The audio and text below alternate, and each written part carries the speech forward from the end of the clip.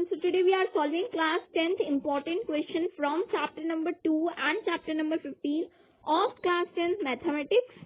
So the time given to you to solve this sample paper is 1 hour and minimum marks are 20. There are 3 sections and total question are 11. Section A consists of 5 questions of 1 marks each. Section B consists of 3 questions of 2 marks each. Section C consists of 3 questions and 3 marks each. Section A first question. If PE is equal to 0.32, what is the probability of not E? अगर किसी चीज के आने के chances मेरे पास 0.32 है तो उसके नहीं आने के चांसेस कितने हो गए? ये क्वेश्चन हमसे पूछ रहा है. सबसे पहले जो भी हमको गिवन होता है वो लिख लेना होता है. जैसे मेरे पास यहाँ पे गिवन है कि किसी चीज के आने के चांसेस कितने हैं? 0.32.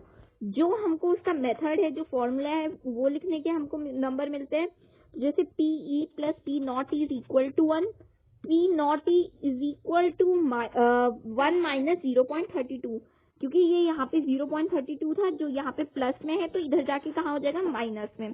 तो P नॉट कितना आ गया मेरे पास? Directly 0.68. Question number 2. Find a quadratic polynomial each with the given number as the sum and product of its zeros respectively 1/4 and -1.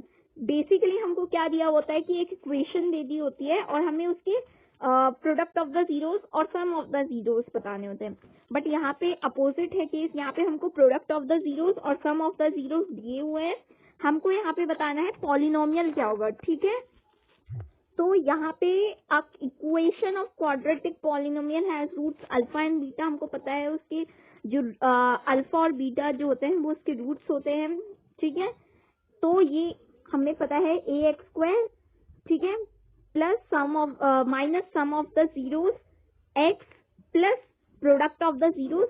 ठीक है, ऐसे करके हमारी इक्वेशन बनती है. अब हमको गिवन है alpha plus beta 1/4, alpha into beta -1. ठीक है, तो उसको इक्वेशन में पुट अप करेंगे. फिर जब ये 1/4 यहाँ पे आ गया, मैंने यहाँ पे पुट अप करा है 1/4, तो एक बार मैं इसको x² से मल्टीप्लाई करूंगी, एक बार -1 से मल्टीप्लाई करूंगी. तो ये क्या बन जाएगा? 4x² minus x minus 4. ये मेरे पास इक्वेशन आ गई, जिसको अगर मैं स्प्लिटिंग करूंगी इसमें तो मेरे पास प्रोडक्ट ऑफ द जीरोस -1 आएगा और सम ऑफ द जीरोस 1/4 आएगा. Question number 3. For what the value of k is 3, a zero of the polynomial 2x² plus x plus k. तो यहाँ पे मुझे एक जीरो बताया हुआ है, इस पोलिनोमियल का 3 है. ठीक है, अब इसमें कहा है k की वैल्यू क्या होगी जिससे ये 3 एक जीरो आ जाए इस पोलिनोमियल का. तो मुझे पता है कि यहाँ पे मैं अगर 3 है तो मैं इसको कहाँ पे पुट करूंगी? जहां जहां x है वहां उसको रिप्लेस कर दूंगी x को 3 से. ठीक है, यही मुझे सब में करते जाना है. गिवन है हमको 3 एक जीरो है पॉलिनोमियल का, पुट करते हैं हम इसको x की जगह पे रिप्लेस करना है. ठीक है, इक्वेशन क्या बन जाएगी? 2x² plus x plus k. ठीक है, यहाँ पे मैंने अगर मैं x की जगह पे 3 को पुट करूंगी तो यहाँ पे 3 का स्क्वायर करना है, तो ये क्या हो जाएगा? 9. ठीक है, अब मैं 2 को 9 से मल्टीप्लाई करूँ तो 18 में 3 प्लस करूँ तो यहाँ पे क्या हो जाएगा? 21. और अब मुझे इसको k की वैल्यू फाइंड करनी है, तो मैं इस वाले को यहाँ पे लेकर जाऊंगी. इधर प्लस में थे तो इधर जाके कैसे हो जाएंगे? माइनस में हो जाएगा. k की वैल्यू मेरे पास -21 साफ साफ पता लग गई. Question number 4. One card is drawn from a well shuffled deck of 52 cards. Calculate the probability that the card will be an ace. मेरे पास 52 कार्ड्स है. 52 में से 26 ब्लैक होते हैं, 26 रेड होते हैं, जिसमें से 13 मेरे पास डायमंड और हार्ट होते हैं और 13 मेरे पास स्पेड और क्लब होते हैं. फिर उसको फर्दर डिवाइड करते हैं, जिसमें से मेरे पास प्रोबेबिलिटी मुझे एस की निकालनी है कि उसमें से कितने कार्ड एस होंगे. मुझे पता है जितने भी कार्ड्स हैं उसमें से हर एक में, जैसे मैंने 13 में डिवाइड करा तो हर एक मेरे पास क्या होता है? एस होता है. अब मुझे इसकी प्रोबेबिलिटी निकालनी है. तो total number of cards 52, total number of S कितने हो गए मेरे पास? 4.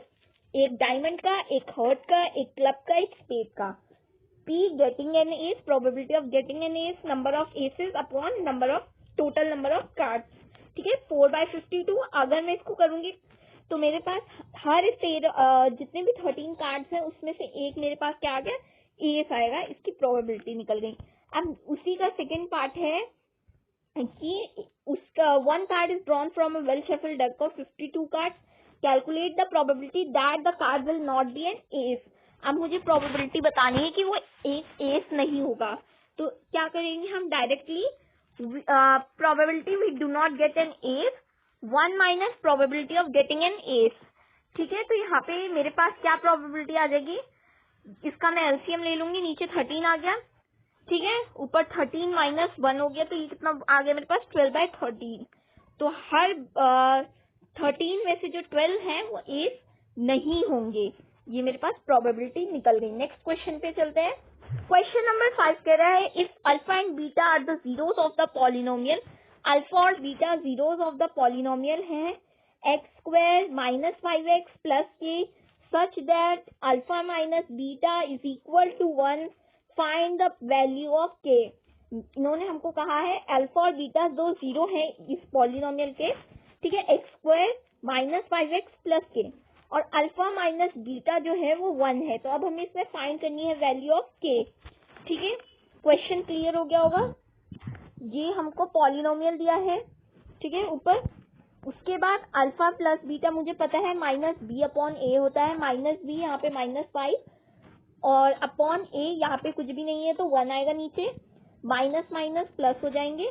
तो यहाँ पे मेरे पास अल्फा प्लस बीटा कितना आ गया 5.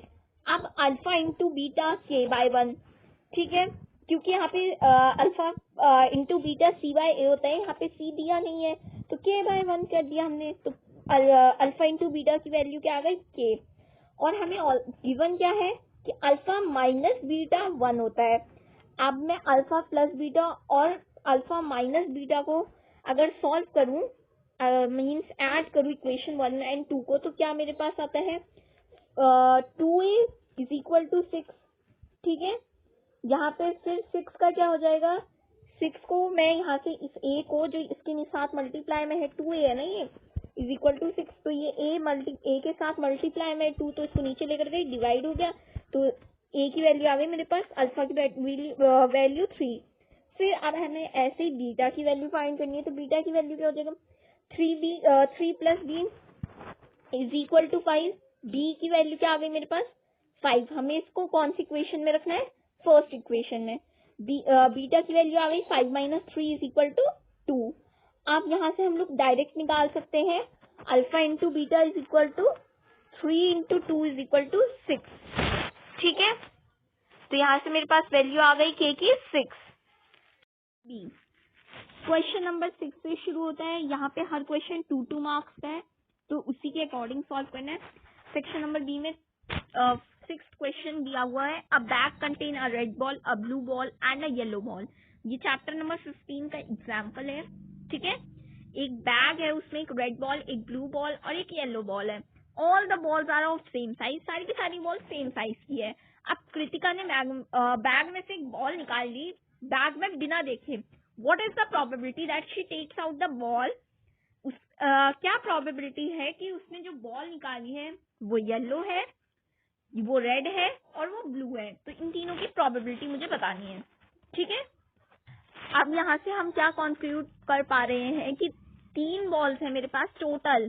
ठीक है, एक येलो, एक रेड, एक ब्लू.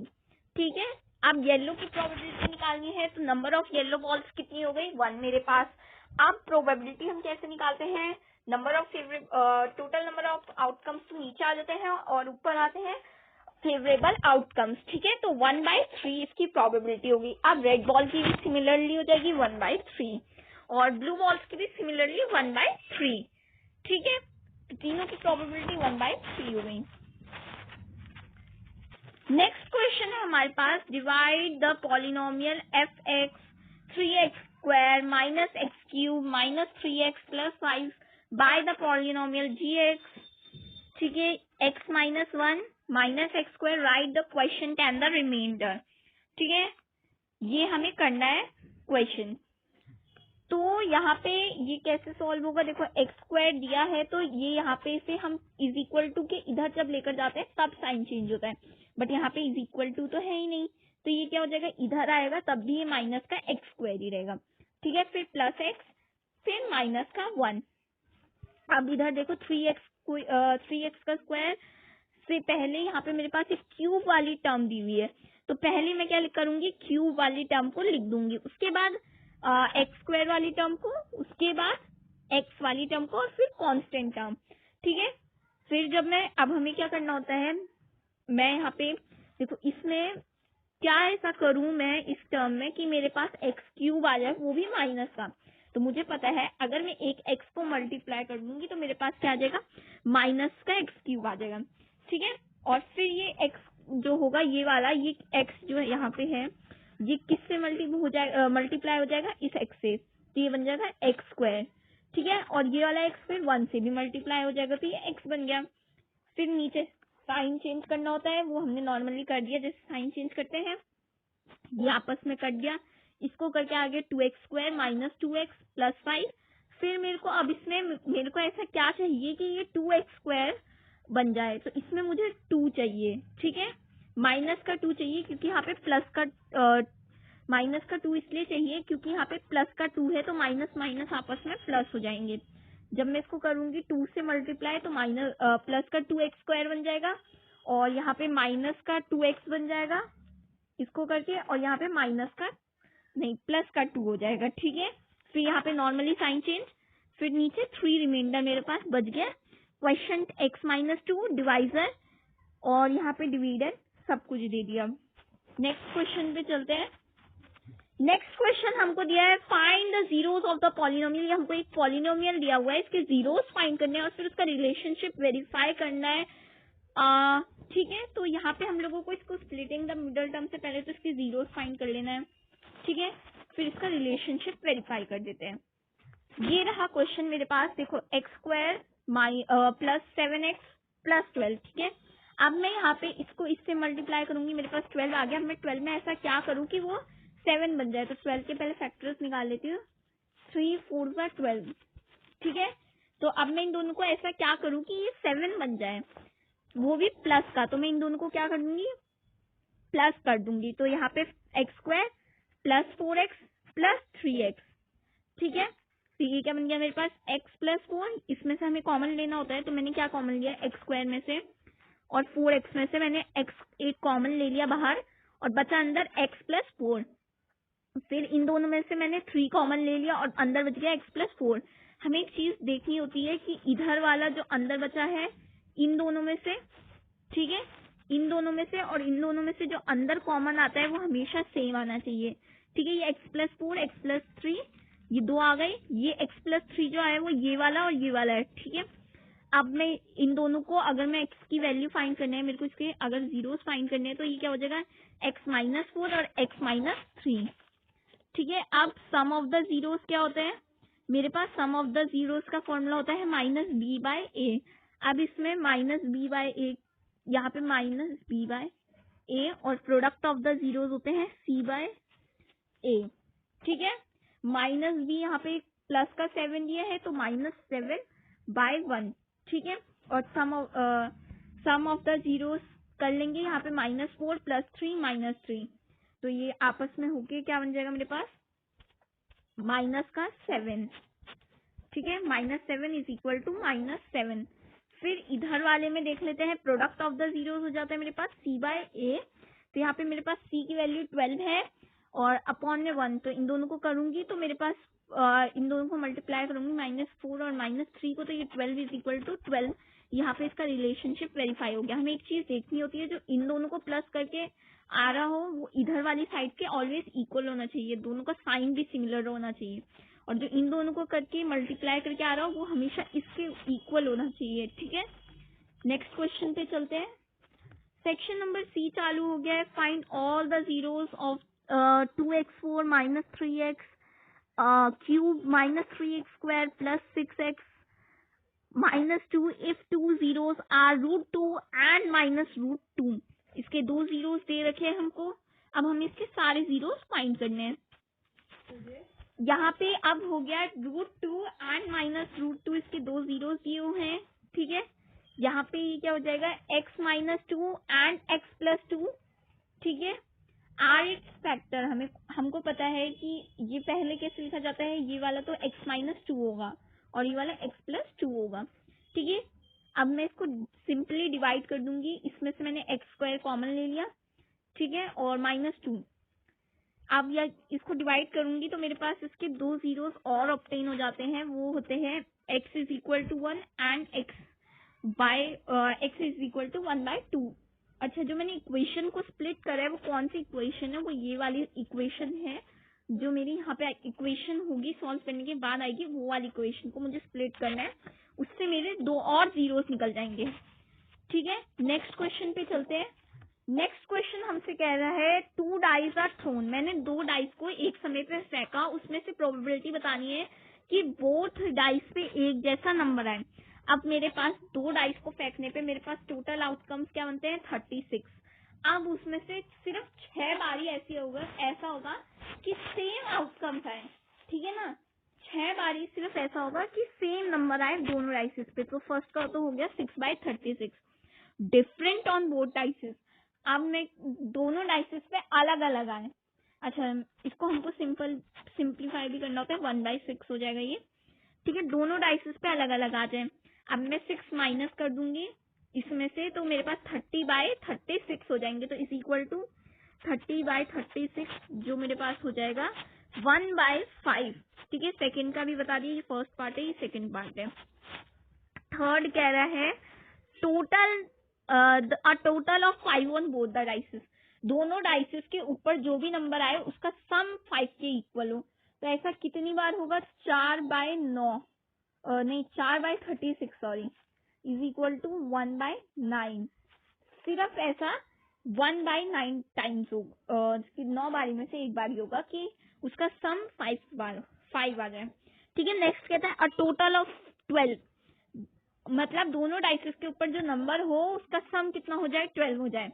तो मेरे पास सिर्फ 6 एक ऐसा है कि अगर दोनों डाइसेस पे 6 आ रहे हैं तभी सिर्फ उसका सम कितना हो जाएगा मेरे पास? 12। तो यहाँ पे क्या हो जाएगा? 1/36, ठीक है। नेक्स्ट क्वेश्चन पे चलते हैं। नेक्स्ट क्वेश्चन कह रहा है if alpha and beta are the zeros of the polynomial of x square -7y +2, find a quadratic polynomial whose zeros are 1/अल्फा एंड 1/बीटा।